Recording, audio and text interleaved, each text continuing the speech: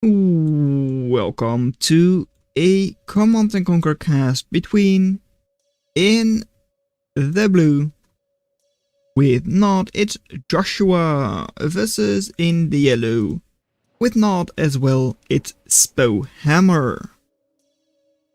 This is a match that was requested by one of these players, or at least I assume it's one of these players.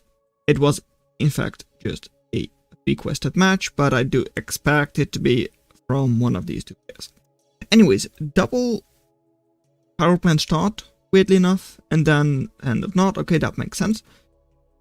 So this way, building your power plants, the refineries won't exactly be very efficient.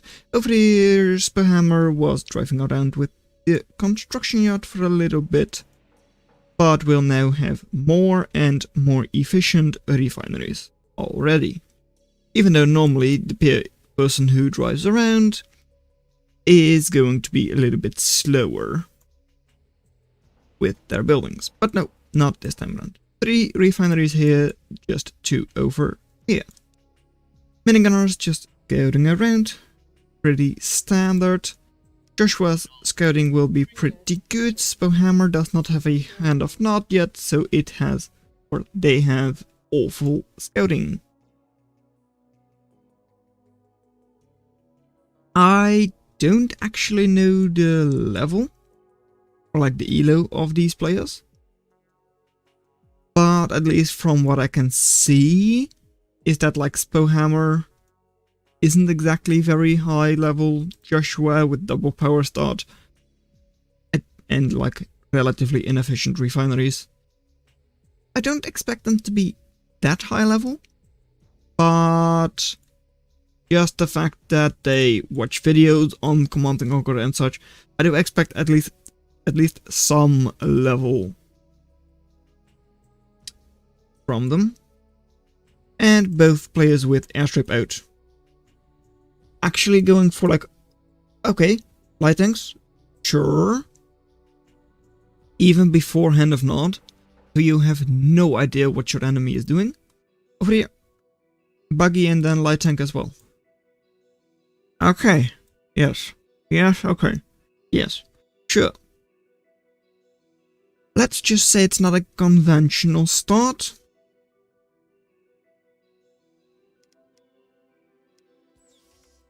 Because, well, yeah, normally Nod would not like to go for medium or like light tanks. And like, Spohammer does not know about anything, Joshua does know about the light tanks.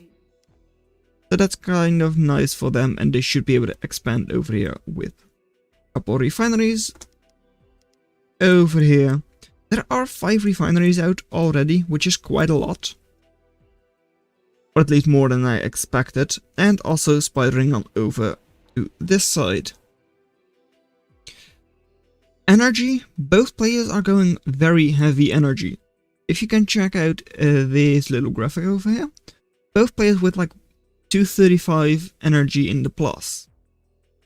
That's actually just a lot. Yeah, come on, no, stop it, I said. Just like that. We're back to normal. So over here, a lot of light tanks. Over here, that's a lot of light tanks. Is this like communicated between the players in chat that like we are going light tank spam? I mean, I don't know, but like it seems like it in some ways. At least I don't know why else they would both be going for like this many light tanks and not use them. Especially in the case for Spohammer, because they still don't have scouting. And they still don't want to get up a Hand of Nod.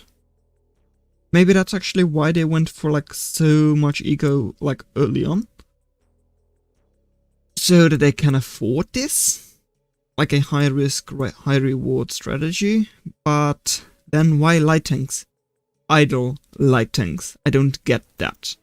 Over here, a lot more economy coming up for Joshua. And moving tanks down a little bit. Right now, Spohammer does have like 6,000-ish, 5,000 more harvested, which makes sense because of how many refineries they have. They've got like 7. Versus, I don't know, like 6? Yeah, 6 it looks like, from Joshua. And this one especially, but even these weren't especially efficient. Not even early on, while at the start these 3 were really efficient, and these 3 right now are efficient. So, what are we going to do next? Light tanks just moving over to the choke points, that does make sense. However, you are kind of exposed over here. Doesn't look like it with how many light tanks you have, but against a couple of buggies or bikes, yeah, you are still quite exposed. Over here, second airstrip out and second hand of nod. At least Joshua does know to go for a hand of nod. Just because infantry can pack a punch, it can do a lot without costing all that much. Especially things like flamethrowers, which might be difficult to use, sure, but they can win a match in your favor. Over here, sort of, one refinery makes sense because it seems like it isn't actually efficient enough to like keep up all of them, but this one going back and forth, trying to get into this one, I imagine. Looks like it, yeah. That you might have been just a little too quick with the sell-off. Over here, more and more and more light tanks. Something I don't understand though. Joshua does have really good scouting, I will say that. Spohammer still doesn't. So they are kind of moving out. One more buggy, or that was the early buggy. Alright, there it is, communication center. Really nice with the amount of scouting they have, because now of course they have minimap, which is really, really useful. And still about 200 power in the plus. And somewhere at this point my game crashed. So continuing on, we have light tanks here in another choke point from Spohammer, and there we have an actual fight between light tanks. It's gorgeous. It actually just is. 1v1ing. Let me just turn the health bars back on. And well, let's just hope it's not going to crash this time around. Over here we do have a lot more power. 365 in the plus for Joshua. And that's a lot of light tanks. So over here we have got a lot of light tanks as well. I'm going to turn off health bars because I don't think it's going to be very useful once the fighting actually starts, which it already has. And right now Joshua does not seem to get their tanks into the fight as well as Spohammer is able to do.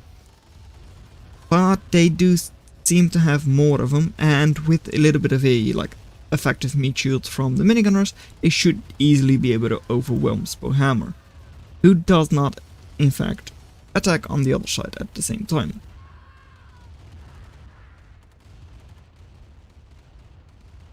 Which is of course what you would want to have happen. However, they might be able to take down a harvester over here, and they do. Right here, they are also moving in, but they don't know about any of this, so they're just going to move past it and not really care about it.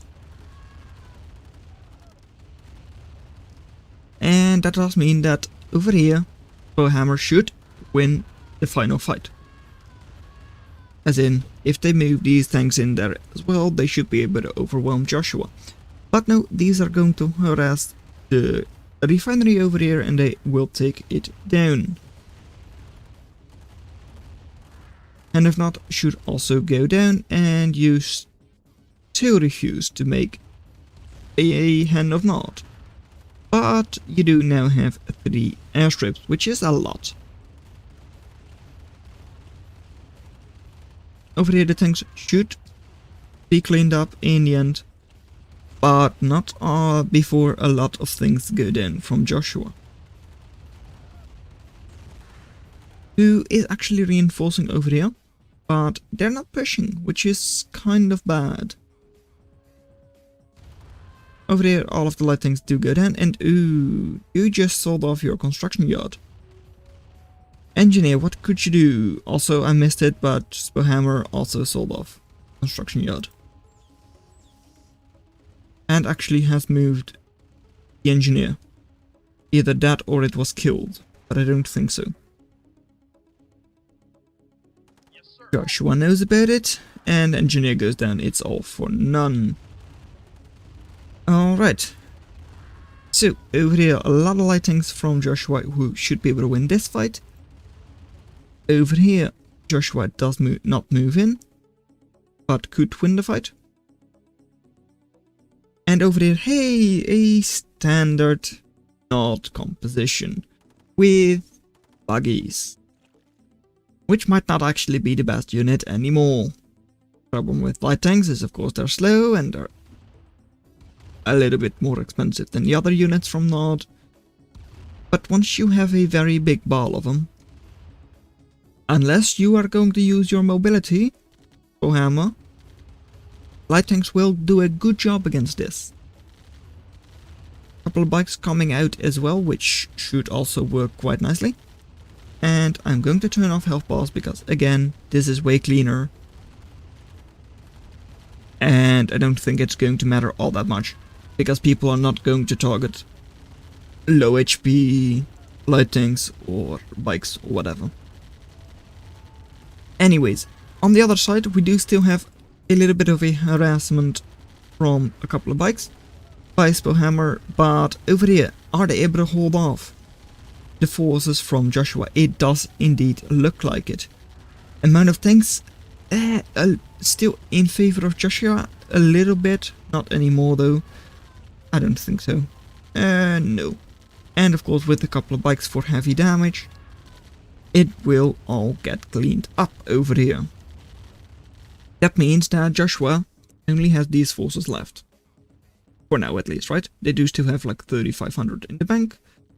However, problem. You're facing Nord, who has buggies and bikes, which are fast, very fast. So if you are someone who uses tanks, light tanks in this case, that's not great.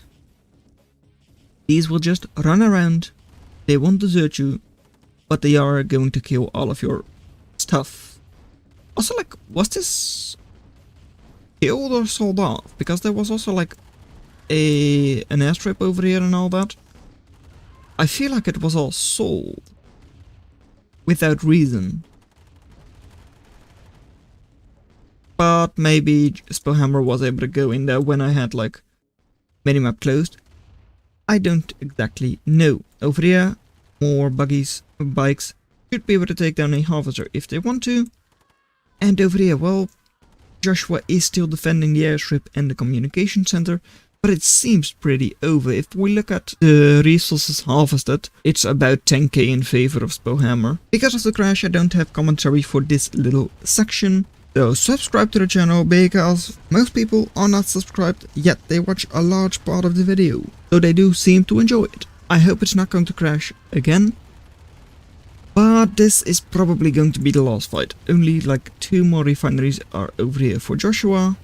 However, they do still have quite a lot of tanks over here. The amount of units is still quite healthy. This tank will also die for Spohammer. And then over here, well, there are bikes of course over here. And I feel like it's still sped up, but because it crashed last time, I don't want to try and click this. So, is Joshua going to be defeated over here, or will they clean up all of these units, have enough in defense, and then go on the counter-offensive? That is the question. They can still spend... Kill it, please. They can still spend from their Hand of Nod, of course. And they do still have like a couple of units over here. However, it seems like Spohammer has actually found out the Nord composition of bike buggy. which is really, really strong, especially in open stretches of land like we have over here. In checkpoints like these, yeah, light tanks can do a good job, but not in the open. So, as I said, Joshua still has a decent amount in defense. Now what can they do? They could of course try and go for engineers, however that is very risky and might not be necessary. Because here, look, they are going on the counteroffensive. And this is actually going back and forth quite a lot, because this is one more airstrip that will go down over here. This can't really damage light tanks all that much. There is one bike over there, but that's it. Then go over here, heal this last airstrip, and they can't do anything anymore. However, over here there are a couple of units. So, oh, that silo could actually be important. It's a building. That's all that matters. If this gets killed off, and okay, Spohammer does now know about it. But yeah, that could actually be enough to keep Joshua in the game for long enough. I think it's important enough to turn on the health bars right now. So I will. And I just have done that. And over here, well, light tanks are still doing quite a good job. Can drive over infantry, of course. Should kill this little buggy over there. There it goes, alright. But now there are still quite a couple of units over here from Spohammer. And the tank numbers are starting to dwindle. Only 5 left. Partially damaged already.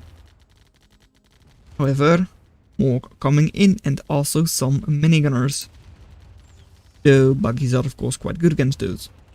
Selling off now I don't agree with. You had cash in the bank already. And the fact that you sold this off means that this push will not be delayed by buildings. It will be delayed slightly because, well, they're gathering forces. But now they would have been pushing a refinery, for instance, and now they can just go in here and kill the airstrip. As soon as that's dead, you don't have any production. Well, Joshua might not have good production, but they do still have some, with one hand of not. Over here though, well, yeah, that's the thing, minigunners are not supposed to be fighting buggies. Now, don't crash game please. How is it doing? Half dead. There are 5-6 tanks on there, it will die. There it goes. Now what? The tanks will be cleaned up by Spohammer. At least they should be cleaned up. Then what? Harvesters here just being all friendly and such, but selling off. Alright, 1 power plant left. What can you do? Over here, 2 healthy tanks. You cannot clean those up unless you do use these 3 units. Can't kill this, okay. But you could have at least taken these down. I think Joshua takes it. And like this was close. Starting to go again. Really annoying. But there it goes. This should be the last of it. The bikes now are too late. Don't focus on it, Joshua. G. Freaking G. Match complete. Man, that was back and forth. So, well done that you made it this far into the video. Consider watching the video in your lower left. But that's all I'm going to have for you today, and I'll see you in another video. Bye. It was an 1845 mech, not 1833. Game, you're lying. Spohammer with the better economy, but it did not end up mattering.